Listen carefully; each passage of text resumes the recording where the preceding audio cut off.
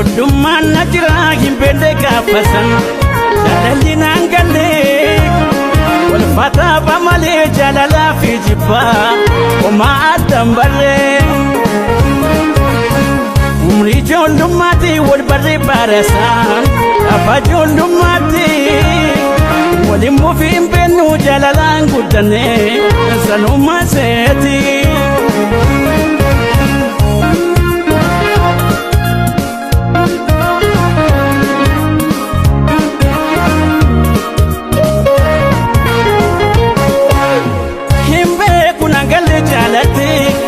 Obbolummaa malee hin beeku narra laalinatis naafuu baadhu malee hin beeku nagalli jaalatti. Obbolummaa malee hin beeku narra laalinatis naafuu baadhu malee. Hunda baafadhe addaan har'a hubadhe hundaan naaf faraaramii hingaa. Ifamaa waliin badiko beekee fudhe yakka kan dabree laalidheessato yommumaa seereka. Ifamaa waliin badiko beekee fudhe yakka kan dabree laalidheessato yommumaa seereka. Yommumaa seereka yommumaa seereka yommumaa seereka. Yommumaa seereka yommumaa seereka yommumaa seereka yommumaa seereka yommumaa seereka.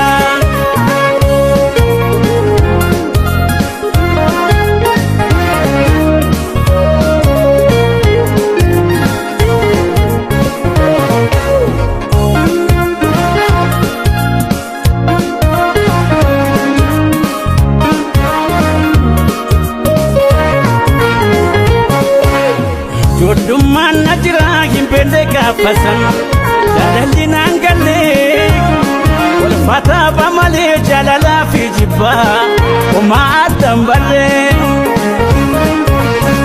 umrii ijoollummaatti wal barree baarasaan abbaa ijoollummaatti waliin muufii hin beeknu jaalalaan guddanne sanummaa seeti.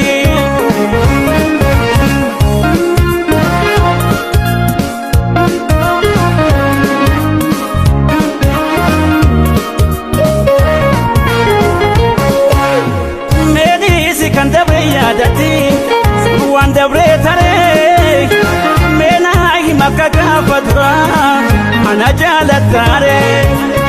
Meedhiisi kan dabree yaadatti waan dabree taree meenaa hima akka gaafa duraa mana jaalattaaree. Laali laali akka koo beeki beeki haala koo. Me majeta wankanko Ifama waliin badiko beekee fudhe yakka kan dabree laalidheessato yommumaa seereka. Ifama waliin badiko beekee fudhe yakka kan dabree laalidheessato yommumaa seereka. Yommumaa seereka yommumaa seereka